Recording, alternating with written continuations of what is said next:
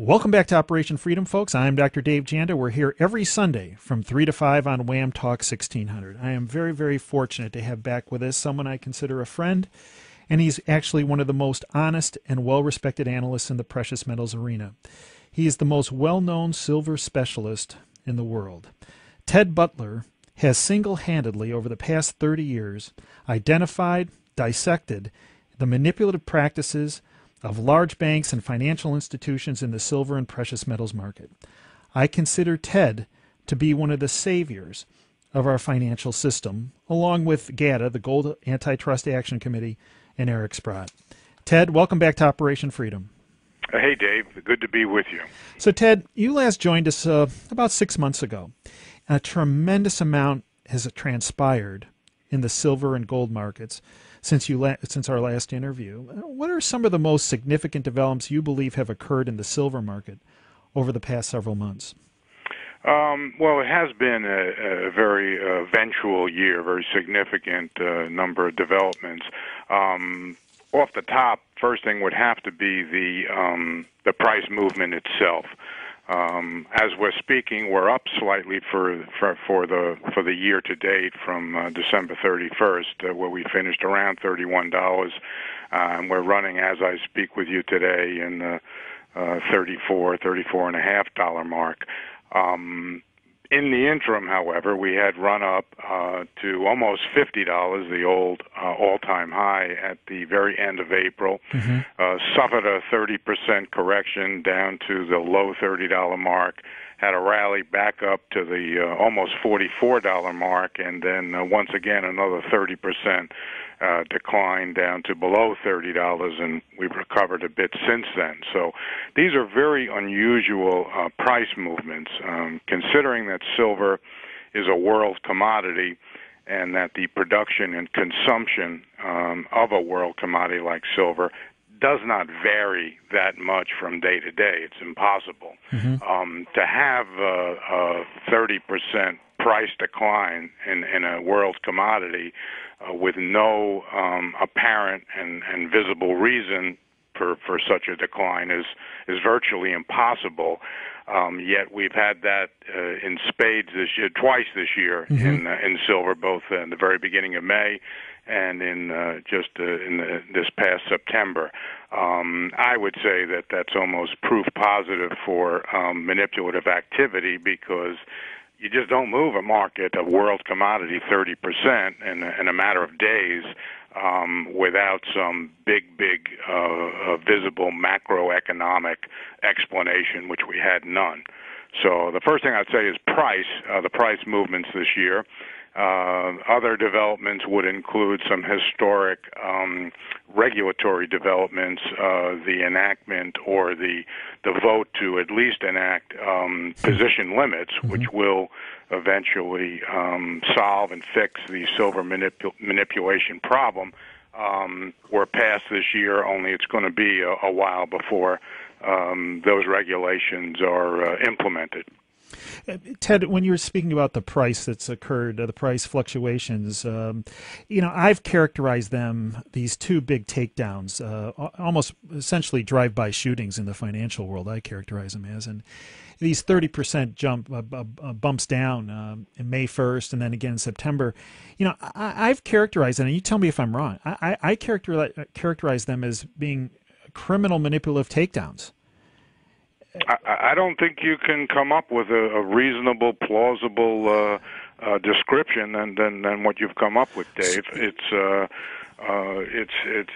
clear as day. It's impossible for markets to move like this, a world commodity like silver, without a manipulation being present. You just, unless we were all of a sudden the supply of silver greatly increased or the demand greatly decreased, and it was visible to all. You can't reach any conclusion other than the conclusion that you've reached. This was a drive-by shooting, and one of the most blatant manipulative acts that I've seen, and times two, because it happened twice this year in the market. No other world commodity has ever declined by 30% in a matter of days, as silver did twice this year. It just has never happened. I don't think it can happen without some, basic big hard frost freeze comes in and wipes out a big significant percentage of a particular crop, something like that. This was, the fact that the regulators and the exchange are not all over this is just shameful. It's so obvious that a child could see it. So, Ted, who do you believe did it, and how did they do it? Well, basically, I'd cast the blame generally in the general direction of the big commercial traders on the COMEX. We call them commercials as opposed to speculators, but they are speculating. They're just financial organizations, banks, large trading organizations that have a dominant and controlling influence and position on the leading futures exchange, the COMEX, which is owned by the CME. So I would cast the general finger of blame at these large commercial firms who act in unison. If you want to get a little bit more specific, why not? The largest single short, documented short, on the COMEX is J.P. Morgan. They took over Bear Stearns' big concentrated short position in silver and gold when Bear Stearns went under in March of '08. And so since that time, it's been J.P. Morgan that has been the single biggest short with the biggest single motivation and gain when these big declines take place. So you got to, I will say that they're responsible for every single trade, but they're the enablers because of their giant concentrated short position in COMEX silver. They basically serve as the lead blocker and the leader of the gang of these commercials who are just having their way with silver, and it's just deplorable. And Ted, you alluded to this earlier. I also believe that our regulatory agencies, I've been very hard on them. You're a much better man than me, and you're much more patient than I am. But I've been very, very hard on the CFTC, the Commodity Futures Trading Commission. They recently had a meeting October 18th, where, as you mentioned earlier, that they instituted, or not instituted, but they talked about the position limits, passed them into being, and there's going to be a little bit of delay in when they're implemented, and we'll talk about that in a sec. But one of the things they pointed out is that before they can really put these into effect or really talk about a schedule, they have to define what a swap is. Ted, what's a swap? Swap is just another term for a futures contract that is not traded on a licensed and visible, organized exchange. Futures contract that is traded over the counter, OTC, is basically a swap. It's not a something to, it's an over the counter, not a centrally cleared transaction. Swap is kind of the same as a futures contract, only it's not traded on a futures exchange. Well, Ted, this is why I bring it up. It took you 22 seconds to define what a swap is. And one of the big problems I had with that October 18th meeting is they said, oh, yeah, they passed position limits 3-2.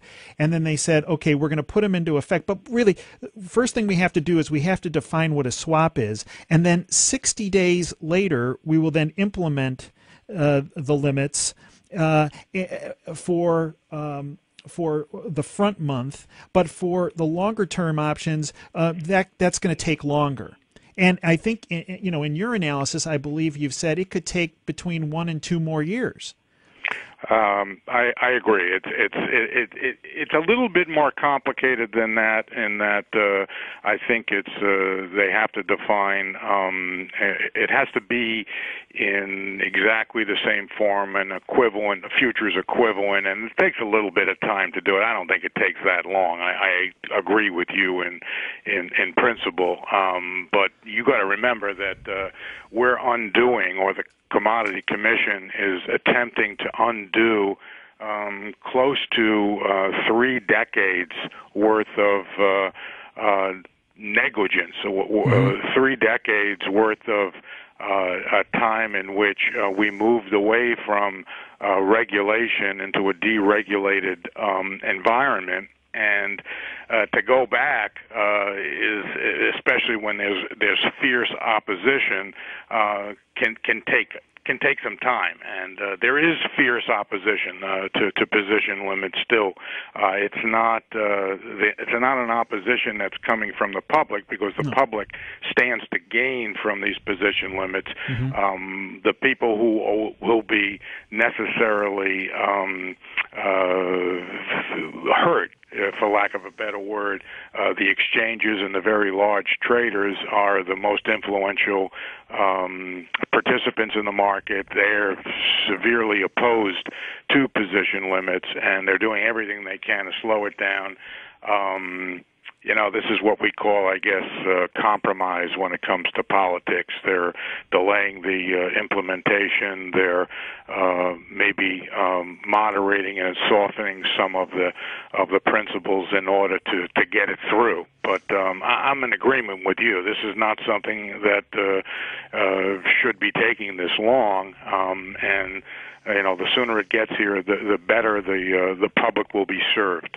Well, and I agree. Obviously, the criminals are upset because they're being told they can no longer rob the bank on a daily, weekly, monthly basis. I mean, today's a good example of it. The Japanese, depreciated their currency against the U.S. dollar. You would think when you have a depreciation event, John Embry's talked about this from Sprott Asset Management, you would think gold would have been up $100, silver up $2.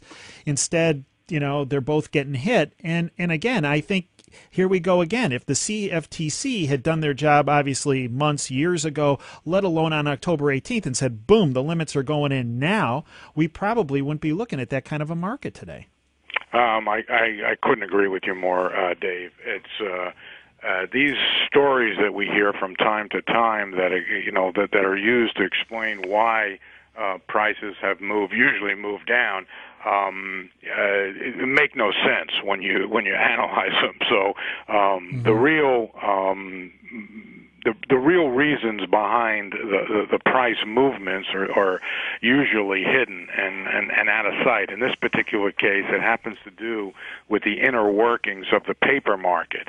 They dropped this market, as you're talking, when the announcement was made last night. Very thin trading conditions that could have just as easily gone the other way. It should have gone the other way. But people, once the price sets the tone, if the price is down, everybody is looking for a bearish explanation for why the price went down. And the mass media and the news reports will give the public what they want. They want to hear a bearish explanation on a down day. They're going to give it to it. The news follows the price. The price is being set for different on different levels. In the case of silver, and to a large extent gold, most of the time the price is being set based on these manipulative activities that take place in the paper market on the COMEX. One of the other problems I have with the CFTC, Ted, and tell me if I'm wrong, I was outraged when I read their report from the October 18th meeting. There were thousands of just the general public that had petitioned the CFTC about silver, about the number of contracts that should be the limit, such as 1,500. In their report, these people that have gone around saying that they're so responsive to the public and asking the public for their input, such as Gensler and Chilton and the rest of them, in that report, they essentially ignored the public. I mean, it was almost like a back-of-the-hand kind of a deal. There's no question. I mean, this goes to the heart of the matter. The official comments that were published in the Federal Register on position limits, which just came out the other day, ran 300 pages. It's very highly technical. It's somewhat arcane to the average person. It's somewhat arcane to me, and I look at this pretty closely. But I was outraged and insulted, personally insulted, because so many comments, 4,000 or 5,000 comments by my count. It's hard to count them all because you have to go through them individually. About 4,000 or 5,000 official public comments were submitted on silver, asking that the limit be no more than 1,500 contracts to eliminate concentration and the potential for manipulation.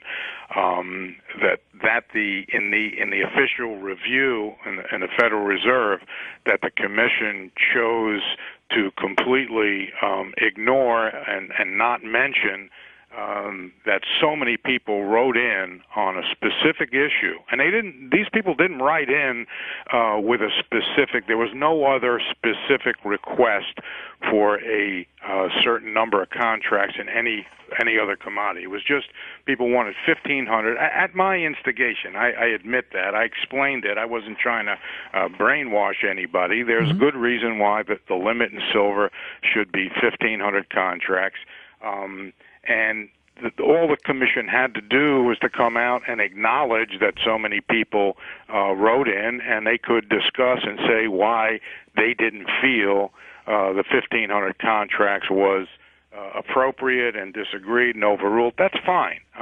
But to make no mention whatsoever, first of all, these people went out of the way. The Commission itself went out of its way to solicit public comment, because when you're making a rule change of the magnitude that is taking place under the Dodd-Frank Act, there are strict procedures to go by. I'm not a lawyer, but there's a law called the Administrative Procedures Act that dictates that the public has an input when a big rule making is taking place, and prescribe that the public's will should be considered.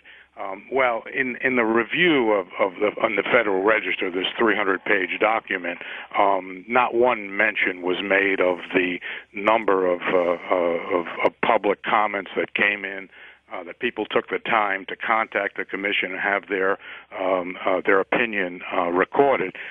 To not even acknowledge it. They don't have to agree with it. They just have to. They do have to acknowledge it and weigh the public input according to my interpretation of the law. They didn't do that, so it's an insult.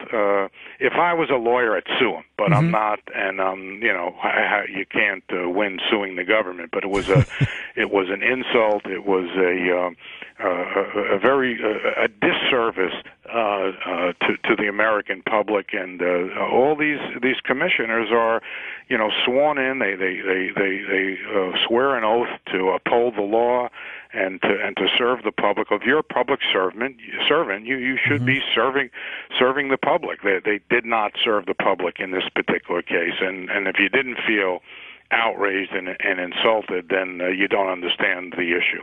Well, Ted, when I looked at that document, I believe, one of the things I talk about on this show fairly often is the kleptocracy in our country, the incestuous relationship between big government and big business.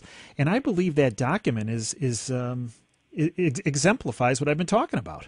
I can't argue. In fact, I'll even make a connection. There's a great dissatisfaction under the surface, and rightly so, for wrongdoings resulting in protests and in many cities. And it's people are fed up with the big banks. They're fed up with the government not being responsive to the average citizen, and I don't think anything could exemplify those ills than this particular circumstance that just transpired with these position limits and the official comments from the government, the CFTC, on the Federal Register. It's outrage. It should make your blood boil. It typifies and exemplifies everything that's wrong. That the public be damned. Well, I'll tell you something. Every time I see Jamie Dimon's face on CNBC or CNBS, whatever you want to call it, blood shoots out of my eyeballs, just on this issue alone. Well, I try not to make it personal, but I certainly understand the sentiment.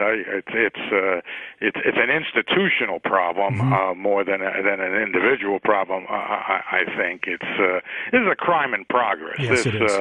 Heavy, uneconomic shorting.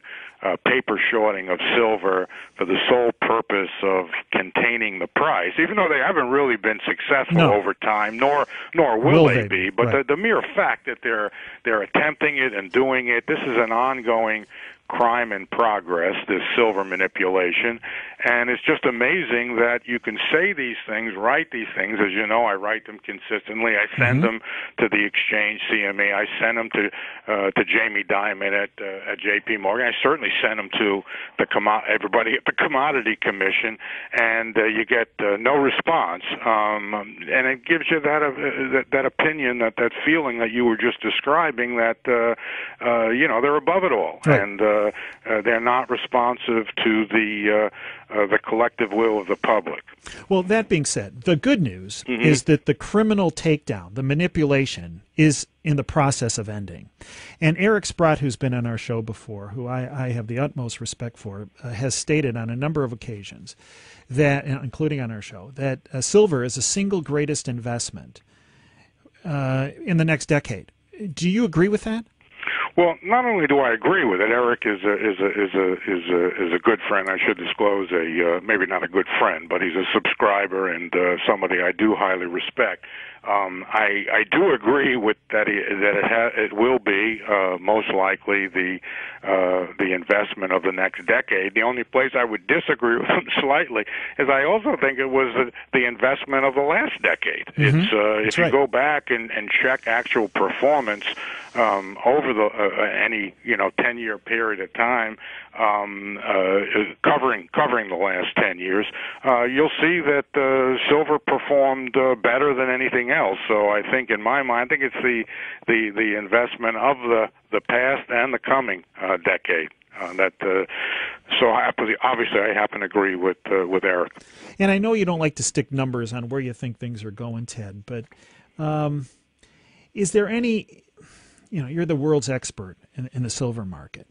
As this manipulation ends, J.P. Morgan and the rest of the big bullion banks that have criminally been manipulating the market, they're still going to have to cover more and more shorts down the line.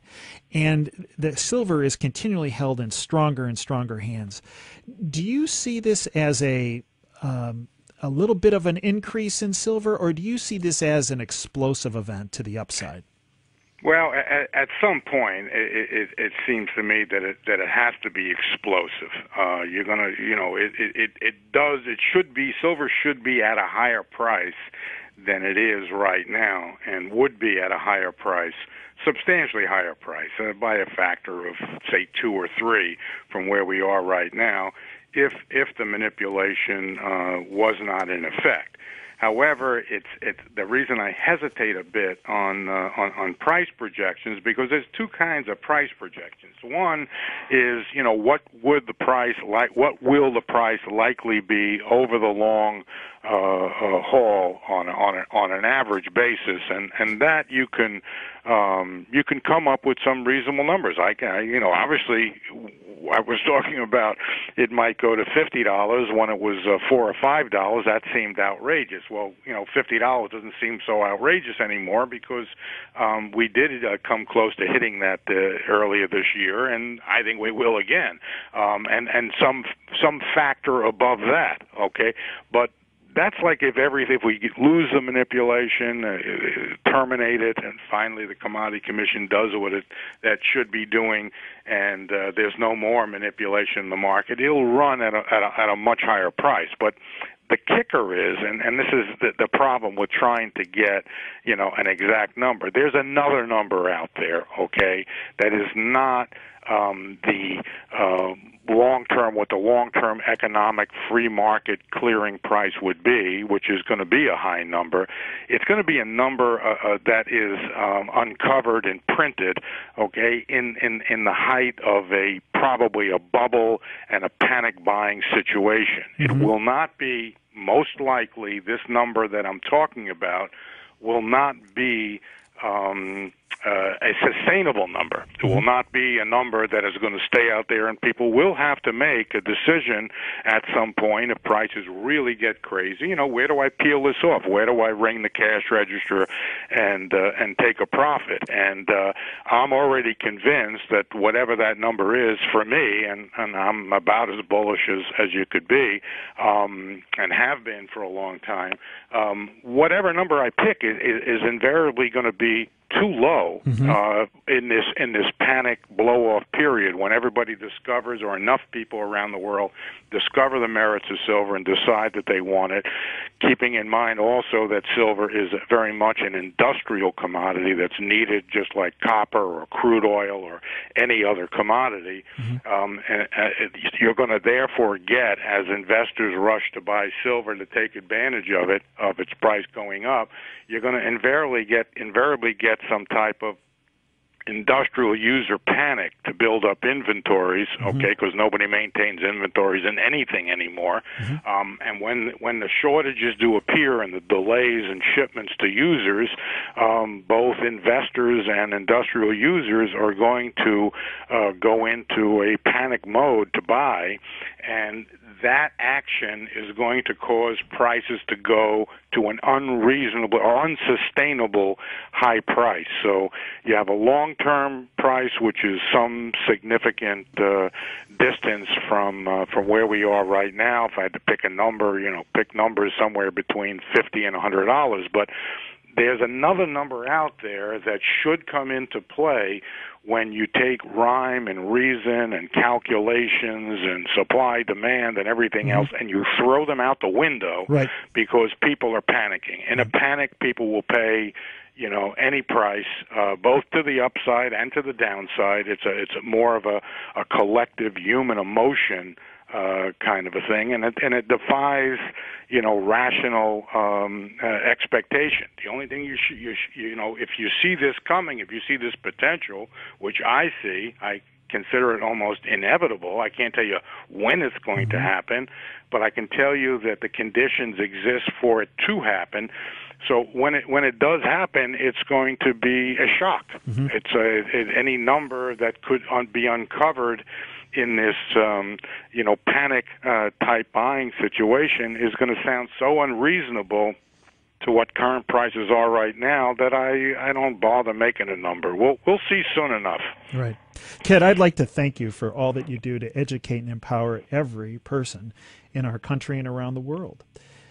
And folks can follow you through butlerresearch.com. Is that correct? Sure. Yeah, I have.